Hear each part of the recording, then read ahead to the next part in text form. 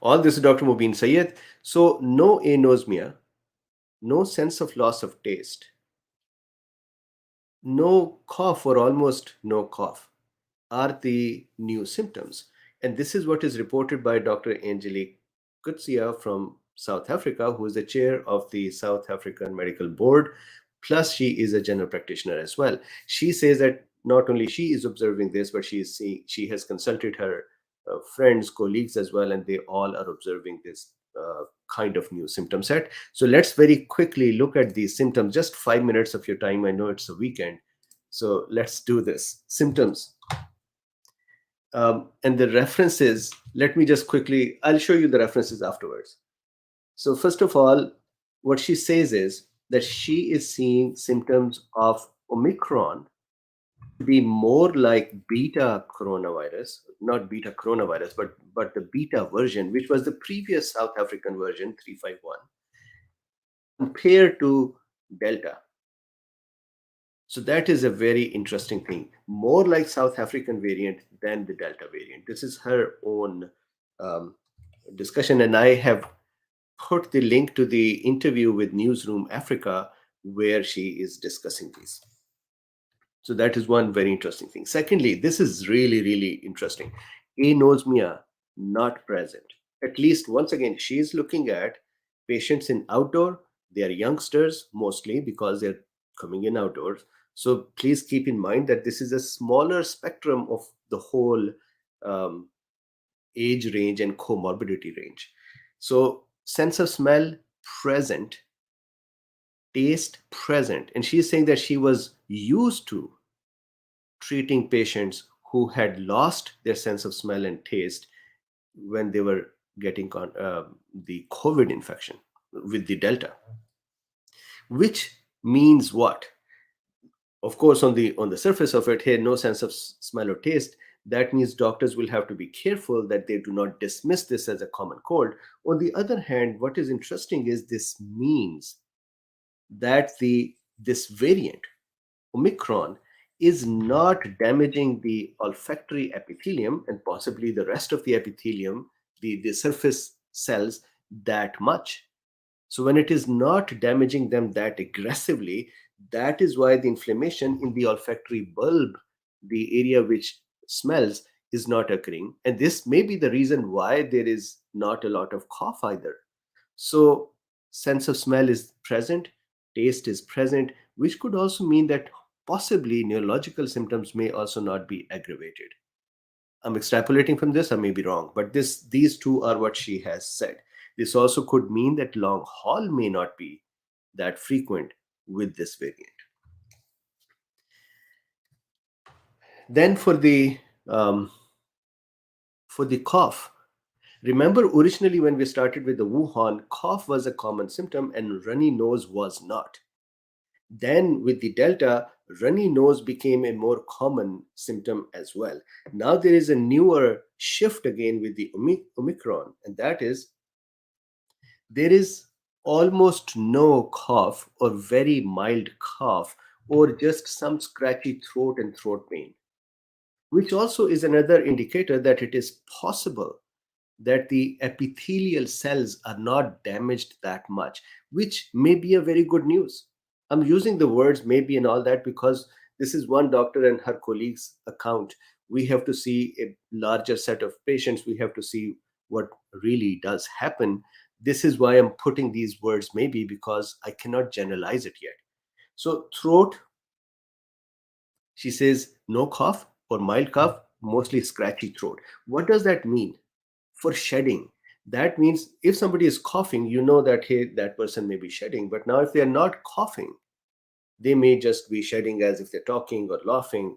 And unfortunately, and I'm not fear mongering here, unfortunately, as we are in the holiday season, it is possible that the transmission might occur just um, by the talking and laughing. And person may not be aware that they have the virus because they're not coughing that much. At the same time, there is a balancing act as well, and that is the youngsters are becoming very tired and exhausted and have body aches, which means they may tend to stay at home.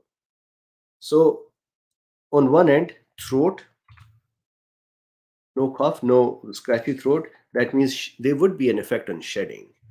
And I would be very curious to understand the R naught. R naught so far is said to be 2, which is a very good R naught compared to delta. But anyways, we'll see more. Muscles. So muscle pains, body aches, and fatigue is the more prominent one. So why is it so prominent, or why is it so highlighted? She says that she had one family, 4 members of the family, all of them tested positive for COVID, but all of them were complaining of the muscle aches and fatigue instead of the anosmias and cough and those things. That is how she said she became alerted and she started researching more about it. So, tiredness and fatigue and muscle pains and body aches, these are more common symptoms. Interestingly, you know that these are common symptoms with the other viruses as well, with flu as well, and sometimes even vaccines. Vaccines cause muscle aches, joint aches, and tiredness as well. Another thing that she found very interesting was that most of the patients, she is able to have them observe them recovering within a couple of days at home. So she's saying that no drop in the level of oxygen.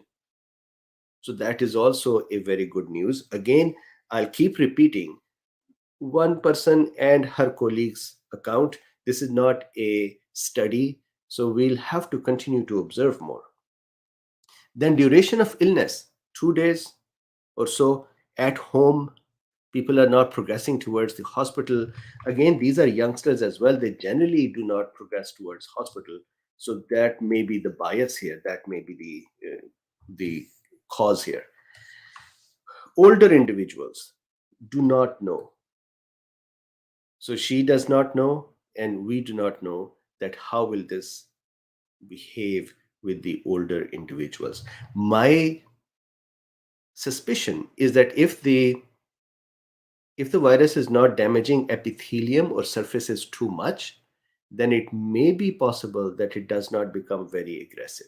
But we don't know. And please make sure that you are careful, because holiday season is on us, gatherings will be present. So please wear your mask. If you're vaccinated, good. If not, please figure out with your doctor.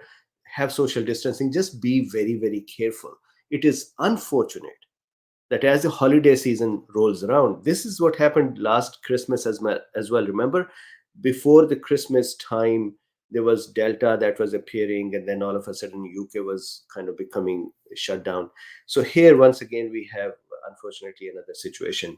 So just be very, very careful, regardless of the politics of it. Just be very, very careful. And so this is the symptom set. Let me very quickly show you the references as well. So if you wanted to read more, so here, if you see, this is WHO, and they have added Omicron over here, 11529. This is Dr. Coetzee, and she is interviewing with Ayanda Nayathi from the Newsroom Africa. Very interesting. She is, of course, protesting that, hey, why all of a sudden the whole world is shutting us down and canceling the flights. We are being transparent. We are helping, and instead of there is a response that she does not appreciate. Then there are some interesting articles here as well. One of the interesting article which I put here, and I would discuss this separately, and that is new Omicron variant emerges amid COVID spike in Massachusetts. So we'll continue to see. So this is the discussion. I just very quickly wanted to get ahead of this. If you would like me to talk about the travels and the cancellations and where has it reached so far and so on, please tell me, and I would do a separate talk about that. Otherwise, thank you very much. I just wanted to get ahead of the symptom set as well, so doctors are aware that there is going to be a difference in symptom set, and we generally are aware that this difference actually means something positive, as far as I can tell from so far. But this is a very small slice of the symptoms. Thank you very much. Please like, subscribe, and share. In the description, there are 3 links. You can use those to support this work. You can buy me a coffee, or you can become a patron, or you can use PayPal. Thank you very much. Stay safe and healthy and happy, and I would see you again. Bye.